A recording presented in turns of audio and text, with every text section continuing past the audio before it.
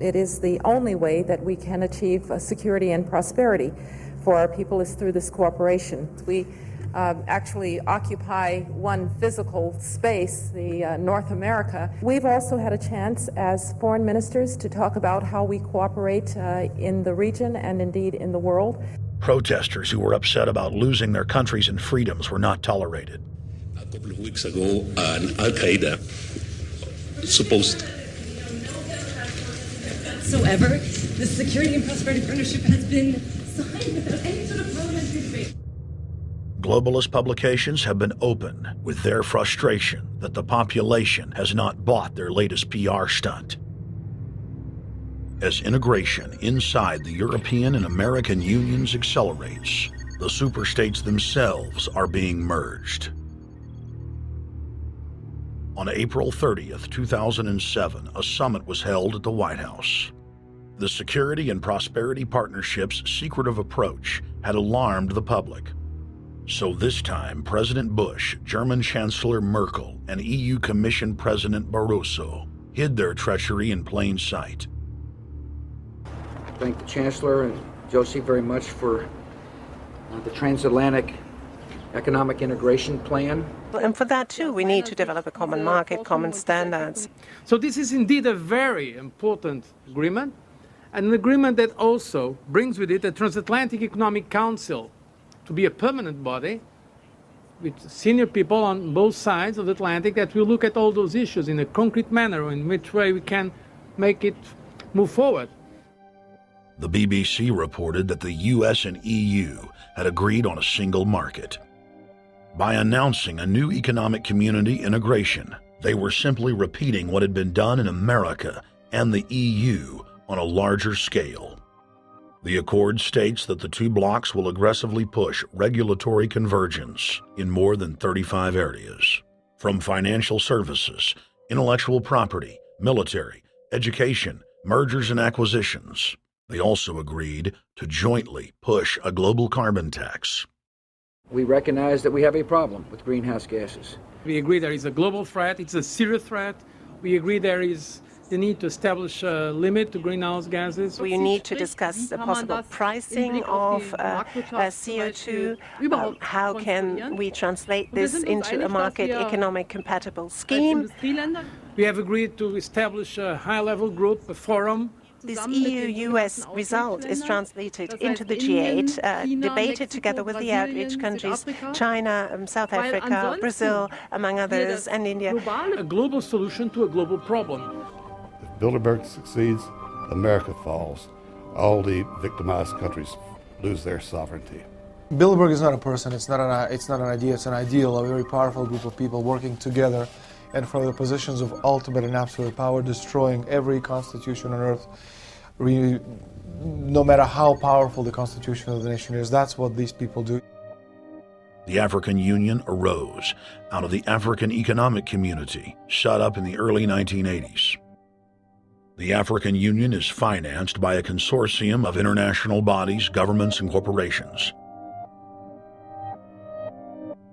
The African Union Army serves as an enforcement arm for the New World Order's exploitation of Africa. In Asia, APEC and ASEAN have announced plans to form the Asian Union, consisting of Asian and Pacific nations, having more than 3 billion people within its borders. APEC will become the Asian Pacific Union, and the world is to be divided into 3 great regions for the administrative convenience of the world government in which the UN is to evolve. As the unions form individually, they are simultaneously merged to form the first planetary government. They're trying to destroy every nation on earth which is trying to promote progress, because these people basically they are landowners. They don't need progress because they control the land.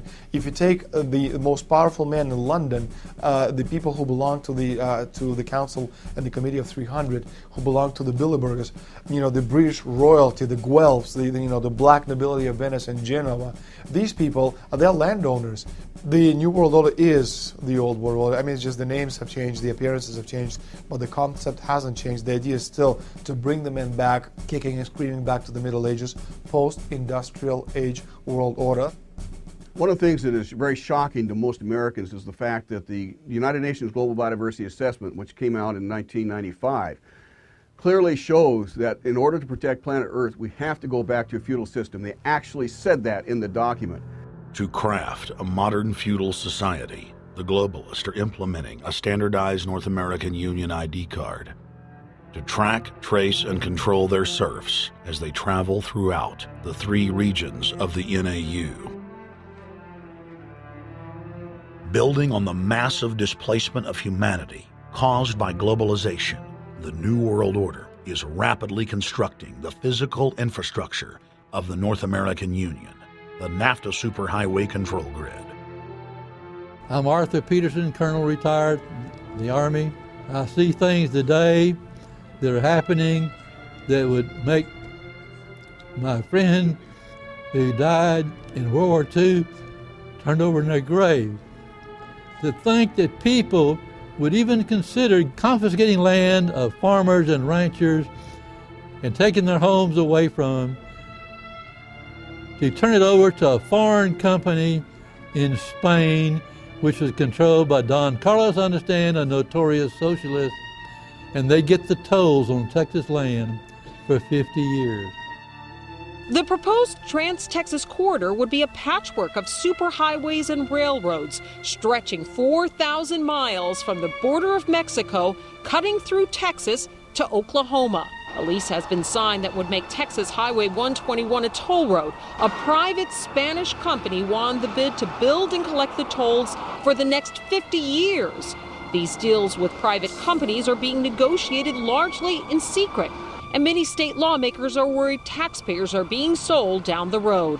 Critics say it's a threat to our national security. It's part of a plan for a North American integration being carried out by government and corporate elites without congressional or voter approval.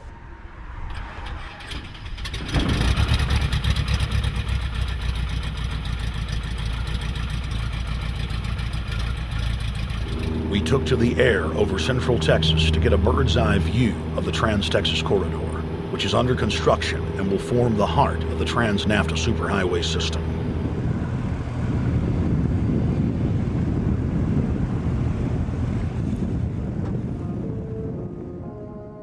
History repeats itself. 2,000 years ago, all roads led to Rome. Rome constructed and maintained more than 10,000 miles of roads throughout its empire. The roads were used to project Roman military power, to control commerce, and to bind the nations and peoples they ruled. Rome also demanded tribute. Roman subjects from Albion to Judea were forced to pay a tax to use the roads. The Romans would then use the tax to dominate their subjects. Today's superhighways are a powerful tool in the globalist arsenal. They are instrumental in tearing down national borders and merging nation-states into larger confederations. Foreign governments and corporations are predatorily seizing infrastructure across North America, but nowhere has their attack been greater than in Texas. Texas is the front line. Over 8,000 miles of existing roads and land are being handed over to government-backed foreign companies. Foreign companies buy the legislators, who then turn over complete control to the same foreigners who finance their campaigns. Government power is then illegally transferred to unelected quasi-governmental regional boards that circumvent local governments and the will of the people. The next stage of this world government plan is to have a transportation control, and that is called the NAFTA Superhighway, or in Texas called the Trans-Texas Corridor. It confiscates 584,000 acres of land to be transferred into control of a Spanish company which will collect tolls in Texas for the next 50 years, and there's no limit in the amount of tolls that can be collected. More than 80 federal and state highways have been designated as international arteries. The I-35 NAFTA corridor starts deep inside Mexico and travels through the middle of the United States and ends in central Canada. Container ships from Asia dump their cargo